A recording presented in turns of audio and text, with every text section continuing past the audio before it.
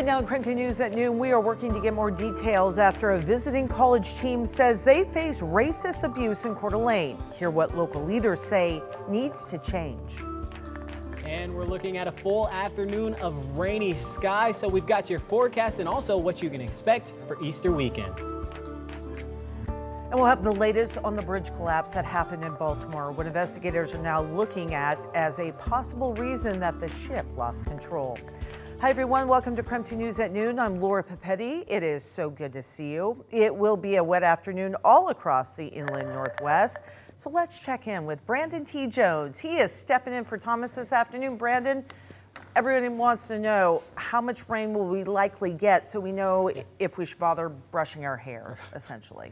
Oh, well, let's just say it'll be a good day to stay inside because we're going to be getting rain all day long, Laura. And you can see right here on your screens right now, afternoon rain, lots of it. We've got potential thunderstorms tomorrow and Friday as well, but it'll be warm and sunny this weekend. So perfect opportunity to gather with your friends, your family for Easter weekend. And then of course, right now you might be able to see a couple raindrops, but if you haven't seen any yet, you're certainly going to be seeing some here within the next few minutes. And certainly this afternoon, right now, 44 degrees, and we'll tell you how much rain you can expect later in the show. All right, my friend, thank you. Coming in new at noon, in just the last half hour, Washington State University has named a new interim athletic director. So Ann McCoy will be taking over the role while the school searches for a permanent replacement. This change, of course, coming one day after the former athletic director, Pat Chun, left to take the same job at the University of Washington. McCoy has worked in the Wazoo Athletic Department for more than 2 decades, and in fact, she previously served as interim athletic director back in 2010.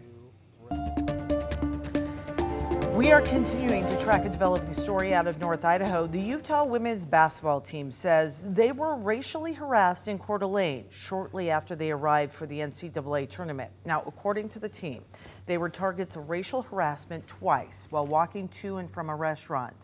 A police report indicates that 2 pickup trucks began revving their engines, speeding by the team before the trucks turned around, came back, and then someone yelled the N-word at them. The next day, the team left Coeur d'Alene and moved to a new hotel in Spokane out of fear for their safety.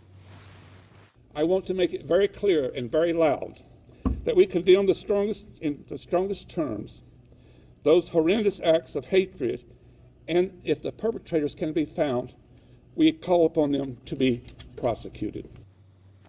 As we first reported on KREM News at noon yesterday, several leaders in Coeur d'Alene held a press conference, again, to condemn the treatment that the student athletes faced.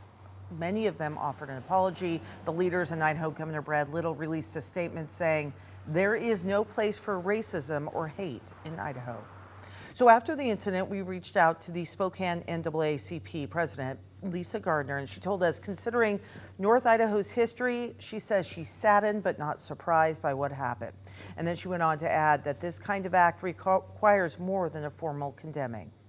They were pushed out of the area, and this really falls in line and of those that hate rhetoric that we've been hearing of that's been coming out of that region and out of that state of Idaho for some time. And again, it's sad that I'm not surprised that it was Idaho that this happened. I watched the press conference that the mayor of Coeur d'Alene held this morning.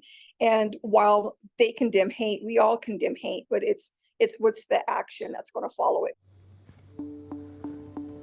Coeur d'Alene city officials say they are investigating this incident as a potential hate crime. The FBI is also getting involved in an effort to bring you more to every story. We looked into what constitutes a hate crime in the state of Idaho. Using a racial slur is actually protected speech under the First Amendment. That changes if someone uses such language to intimidate or to harass someone. In Idaho, this is called malicious harassment. Now, in a report from Idaho State Police back in 2022, hate crimes are subjective to the motives of the offender. The law states the offender's motives must be malicious and intended to intimidate or harass a person based on race, religion, ancestry, or nationality. According to the Department of Justice, Idaho law enforcement investigated 40 hate crimes in 2022. 28 of those were motivated by race. So as police investigate, they are looking for any videos or recordings of the incident. So if you saw what happened or have video, you are urged to contact Coeur d'Alene Police. That number is on your screen right now, 208-769-2320.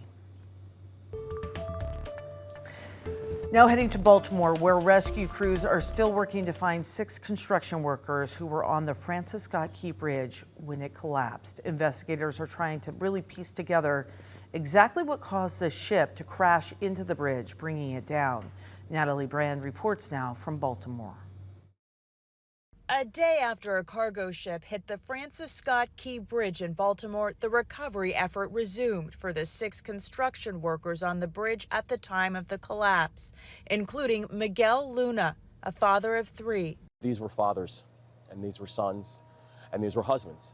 FBI divers say the effort is very dangerous. It's not a great spot for divers. It's incredibly black water. Federal investigators have recovered the voyage data recorder from the ship. It will provide us with a number of parameters, everything from location to positioning of the ship to speed. Shortly before impact early Tuesday, the cargo ship Dolly completely lost power and control of its only engine. While the emergency generator kicked on, the engine appeared to remain offline. The NTSB tells CBS News the agency is looking at all possible causes as its investigation gets underway, including whether contaminated fuel may have caused the ship to lose power.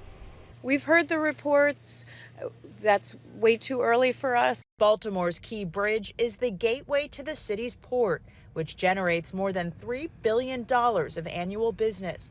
It's the nation's busiest port for cars, trucks, and sugar, and directly employs more than 15,000 people. It is going to lead to a lot of complications for our supply chain. There's capacity at other ports on the East Coast to pick up the load. The Biden administration says it wants the federal government to pay the entire cost to rebuild. Natalie Brand, CBS News, Baltimore.